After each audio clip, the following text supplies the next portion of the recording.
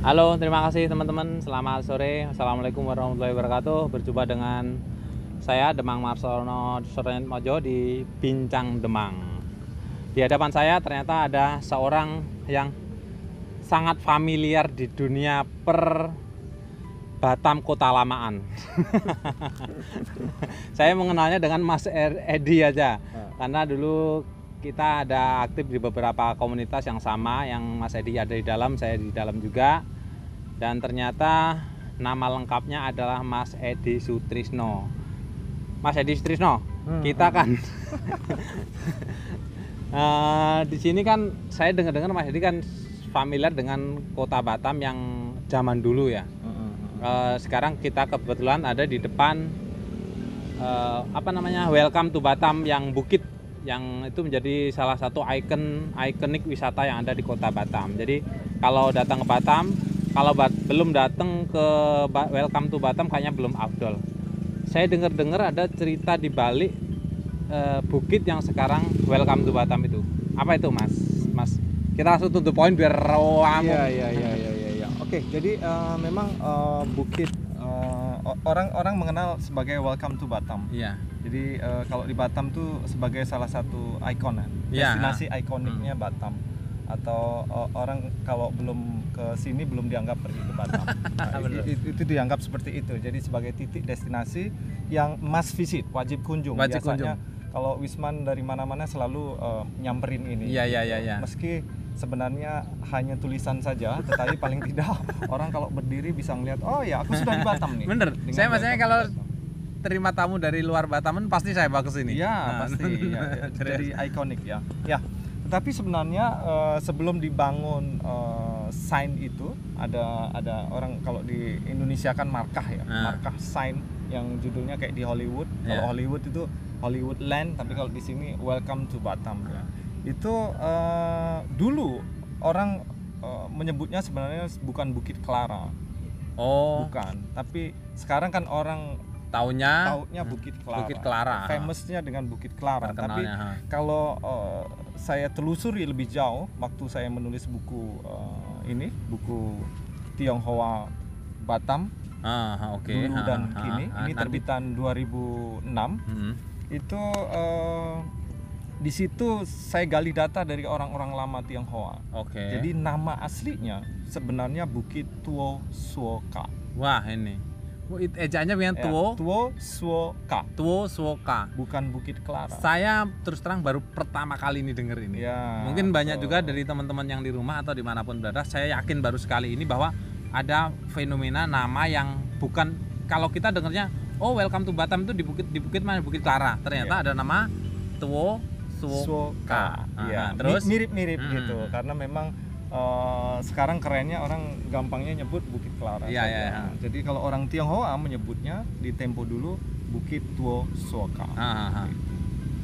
Terus ada cerita apa lagi Mas di baliknya itu? Jadi dulu wilayah sekitaran ini namanya bukan Batam Center. Karena Batam Center itu dikembangkan memang sejak Otorita Batam waktu itu Kabalak dipimpin oleh Pak Suryo Hadijatmiko. Gitu. Jadi di era itu sudah Pak Habibie ya, tapi deputinya gitu atau Kabalaknya dulu Suryo Hadijatmiko. Jadi disitulah di tahun itu Batam Center ini betul-betul digesap pembangunannya. Karena pengen dijadikan sebagai civic center. Civic center ya. Itu maksudnya ada sebuah kawasan yang di situ ada pemerintahan, pusat pemerintahan, ada juga pusat bisnis, pusat niaga termasuk terminal feri. Itu namanya civic center, sama infrastruktur sosial termasuk masjid. Iya. Nah, kebetulan di situ ada sebuah bukit. Sebenarnya bukit ini dulu panjang kan, sebagian dipotong. Nah, di masa lalu Bukit Clara itu dijadikan sebagai penanda oleh orang-orang Tionghoa. Karena kawasan ini namanya dulu bukan Batam Center tapi Sungai Panas. Masih Sungai Panas di sini. Masuk dalam kawasan atau zona Sungai Panas. Jadi dulu pusatnya di sebelah sana yang sekarang jadi tempat kelenteng kita Duta Matria sekitaran situ. Dulu ibu kotanya di situ. Pusatnya sebenarnya di situ. Pusatnya di situ.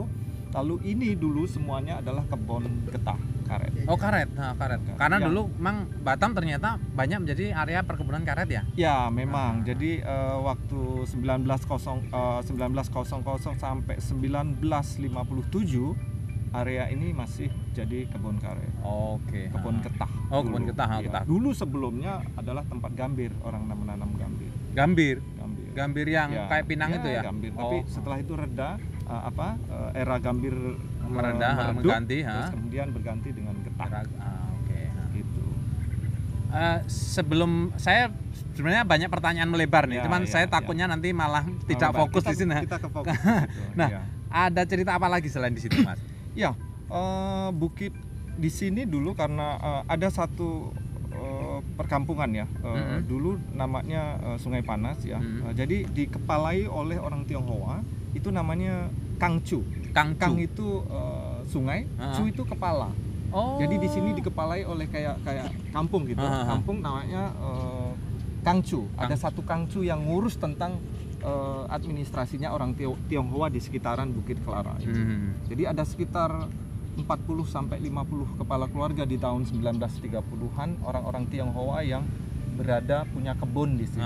Oke. Nah, itu harus sewa dulu sama Oh. Belanda. Gitu. Jadi bikin kebun bukan hanya tinggal ngambil babat alas, bukan begitu. Jadi lahan itu dulu Lahan. sebenarnya udah dikuasai Belanda Oleh dan Belanda, orang lalu- Cina yang Tionghoa yang orang mau ini. Tionghoa yang datang ke sini. Jadi dulu di 1930-an itu ada namanya Toke, ada Toke, satu keluarga dari Singapura. Dia berbekal 10.000 Singapura dolar untuk membuka lahan ini. Oke. Ada sekitar di bawah 200 hektar. Itu dibagi 2 keluarga. Di sekitar sini. Satu di pas depan sini, sebelahnya ada yang sekarang Politeknik itu. Wah. Nah, itu Ini kebun. cerita nyata itu ya? Ya, cerita nyata. Ini orang Tionghoa dulu. Jadi terakhir sekali di tahun 1980-an itu ada sekitar 40 keluarga yang tersisa di Sungai Panas dipindahkan ke Piayu, terus sebagian Yang ke Kampung Duriangkang ya, Utama dan sebagainya. Ya, itu dipindahin karena memang lokasi ini sudah diformat jadi sebuah kawasan seperti Batam. Civic itu ya. Nah, Oke.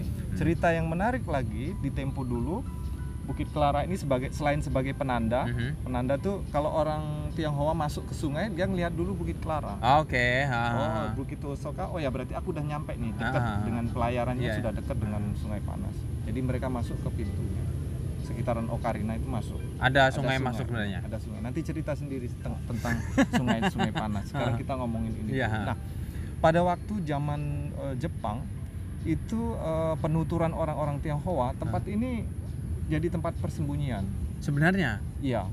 Jepang berarti sekitar 1940-an. Ya, 40-an itu Jepang kan di sini nih. Ya. Jadi Jepang itu selain mengeksplor tempat-tempat lain, dia suka juga ke Sungai Panas. Oke.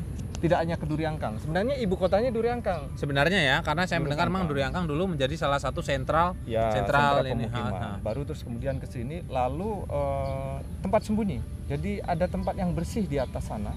Tapi sekarang saya belum pernah menemukan fakta yang bekasnya. Tapi dulu penuturan orang Tionghoa itu ada satu tempat khusus yang bersih di atas. Udah digunakan untuk udah di-clear, benar-benar clear ya. Itu dibersihkan untuk sembunyinya orang-orang Tionghoa, terutama yang perempuan. Karena Jepang ini agak iseng. Tidak ada rodi di sini, tidak ada pekerja rodi di Kepulauan Riau, tapi Jepang ini agak iseng orangnya memang. Tidak bisa diam, dia suka ngejar-ngejar juga lah sekali waktu untuk terutama perempuan ya. Jadi dari cerita nenek-nenek mereka dulu pergi ke atas untuk bersembunyi. Disediakan oleh para lelaki orang Tionghoa. Itu yang cerita salah satu di tahun itu ya. Iya. Terus tahu-tahu kok ada ide apa kok menjadikan ini menjadi area itu, Mas? Ya, kemudian dulu itu susah sekali ngebangun Batam Center itu. Otorita kepayahan. Karena apa? Karena toke-toke Tionghoa yang ada di Batam itu semua kumpulnya di Jodo. Iya. Dan Nagoya. Dan mereka menganggap Nagoya dan Jodo itu kepala naga.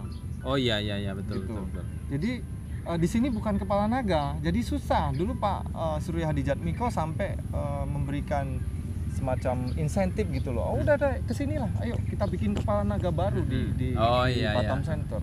Tapi orang nggak mau, terutama Tionghoa gitu. karena mereka masih nganggap Jodoh dan Nagoya sebagai kepala naga. Jadi pindah ke sini susah, baru terus kemudian setelah ada gedung otorita, pelan-pelan gedung pemerintahan ada, baru swasta mulai masuk. Itu pun lambat di tahun medio 2000-an gitu. 2000-an ya. Baru kemudian berkembang. Itu pun dari etnik Tionghoa sebenarnya agak kurang gitu. Terus baru kemudian ya perlahan-lahan oleh perkembangan waktu dan zaman, lalu kemudian orang mau pelan-pelan orang Tionghoa asli Batam mau ke sini. Sebagian orang Jakarta, yang lain. Nah, ini dijadikan sebagai salah satu pertanda lah. Dulu sempat ada konsep ya. Jadi ini yang paling saya masih simak sama sekarang. Dulu kalau ada kepercayaan kalau sampai Bukit Clara ini nggak ada lagi, hilang, mereka percaya akan ada bencana besar di pulau ini. Itu kepercayaan orang-orang Tionghoa. Jadi menarik juga kita simak. Jadi karena itu sampai sekarang kita masih bisa melihat Bukit Clara tidak diapa-apain, tidak diusik ya, tidak diusik. Terus kemudian ditulis Welcome to Batam. Sampai sekarang kemudian orang menjadikannya sebagai spot destinasi yang ikonik.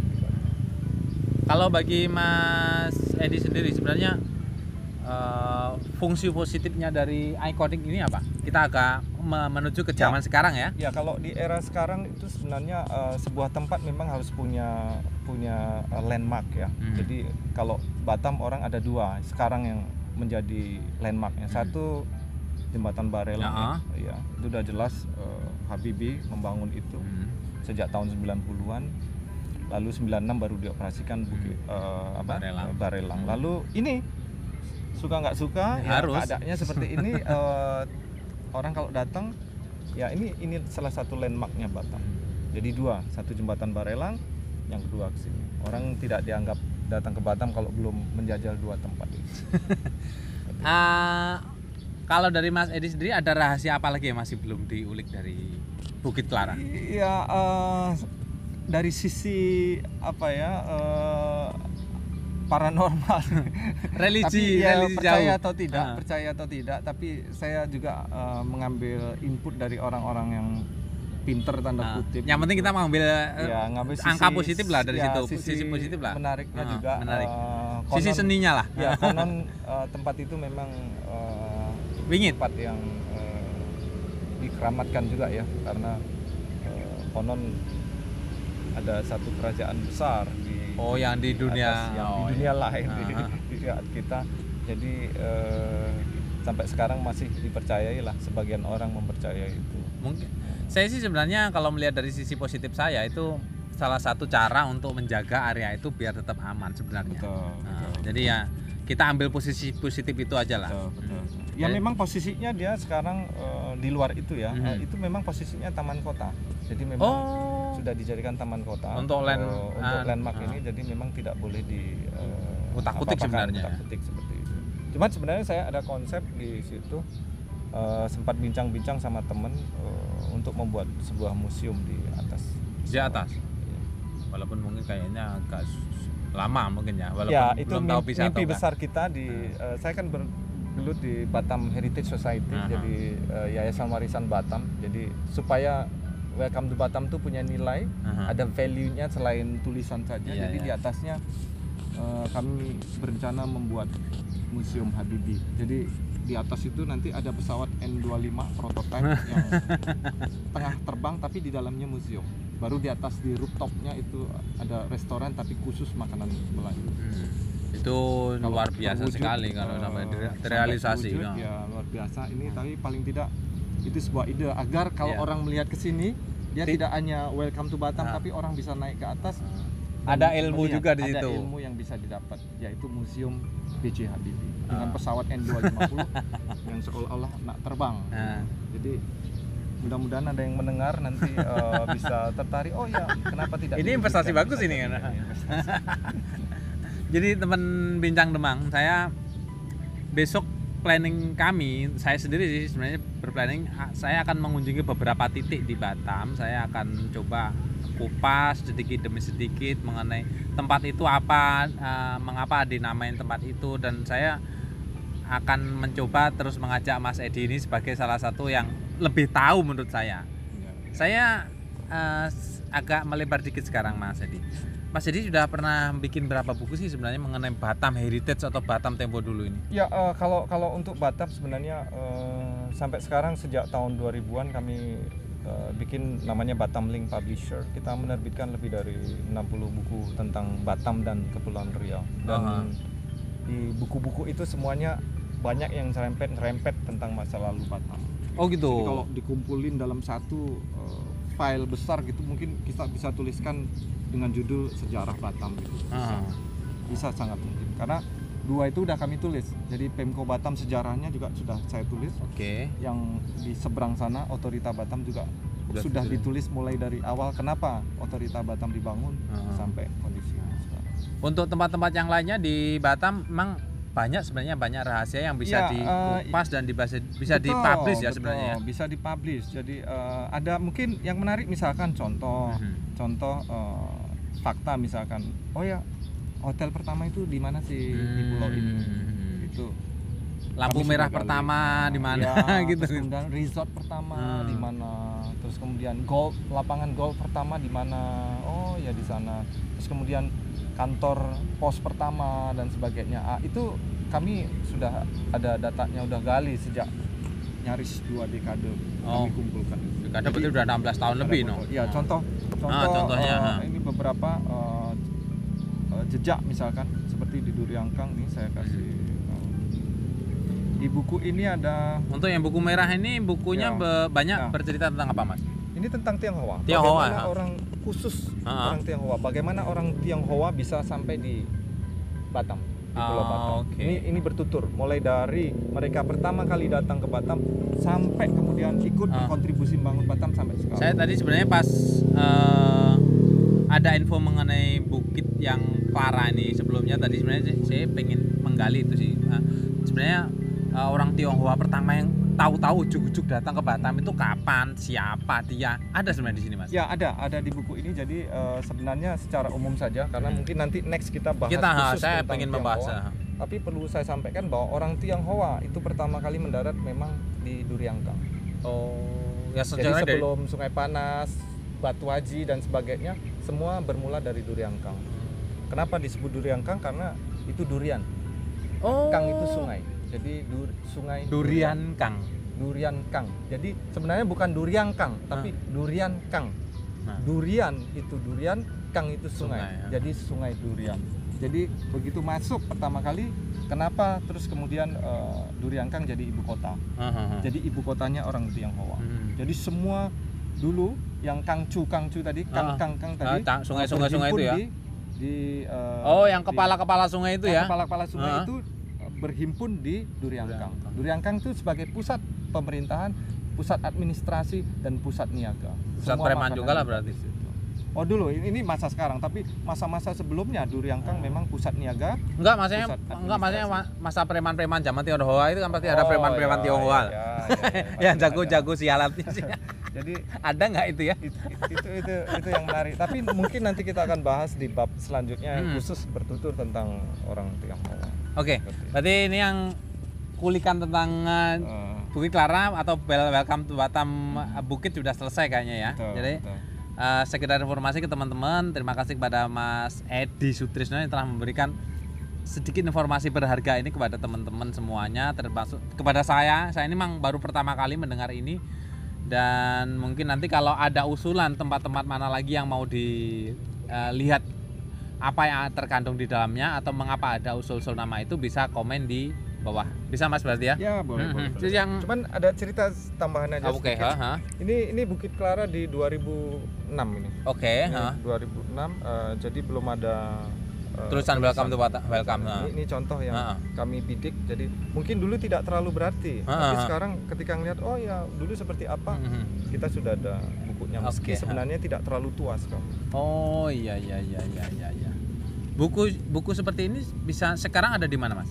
Ini sisanya banyak masih ada di Paguyuban Sosial Marga Tionghoa (PSMTI). Oh, begitu ya. Karena ini sebenarnya menjadi ini ya buku induk mereka ya, buku pegangan mereka ya. Seperti ini. Bisa jadi ya, jadi. Kalau ini 1954. Ini foto jadul. Ini satu keluarga Tionghoa di Duriangkang. Alamak. Ya, ternyata ada juga seperti itu ya. Iya. Yang ngasih saya yang digendong masih bayi. Yang ngasih apa? foto ini, Yang ngasih? yang ngasih Yang masih- ini yang ya, yang bapak kecil ini bayi ya ya. itu. Bayi Yang gundul digendong. itu ya. itu Wah. itu yang ngasih foto ini. Sekarang udah besar. Berarti memang bener-bener ini real ya, nyata iya, zaman ini, itu. ini digali datanya. Jadi wujud Duriangkang tempo dulu juga ada. Ini contoh. Loh, berarti sudah menjadi sebuah perkampungan besar ya? Perkampungan besar. Gitu. Ya. Makanya jadi ibu kota. Itu berubah menjadi nama Sungai Beduk atau apa? Iya, Ada semua. juga. Nanti ada Besok ya? namanya toponim itu. Ah, Toponim itu riwayat nama-nama kota, nama-nama daerah. Nanti kita bahas khusus kenapa disebut Nagoya, kenapa disebut Batu Haji, kenapa disebut Sungai Panas dan sebagainya. Semuanya ada nanti Di next episode selanjutnya. edition, ya. Oke, terima kasih teman-teman. Kita nanti khusus, ini saya bikin playlist khusus nanti namanya Batam, apa tadi namanya, lupa. Batam zaman Tempo dulu. dulu, Bukan, ya. kalau Batam tempo dulu udah menjadi trademarknya Mas Edi. Nanti saya bikin Batam lain-lain. lama. Batam jadul atau apa. Batam lama aja. Jadi saya pengen nanti jadi tulis di sini jadi satu playlist jejak Batam lama. Nanti Ya. di situ akan semua tentang Batam-Batam yang lama tempo dulu, dari dulu sekarang, zaman dulu seperti apa, zaman sekarang seperti apa. Nanti akan kita kupas, kita buka dan kita tanya kepada salah satu narasumber yang saya percaya. Terima kasih. Terima kasih Mas Edi atas Oke, kedatangannya, ada nunggunya di sini. Bisa nongkrong di bundaran Welcome to Batam, dan juga terima kasih pada teman-teman semuanya. Terima kasih Mas Rian yang nungguin kamera sama nyonya. Terima kasih. Wassalamualaikum warahmatullahi wabarakatuh. Tetap semangat dan jangan lupa jalan-jalan, tetap jalan terus, cuman pakai masker, jaga kesehatan dan dadah. Wassalamualaikum warahmatullahi wabarakatuh. Yes.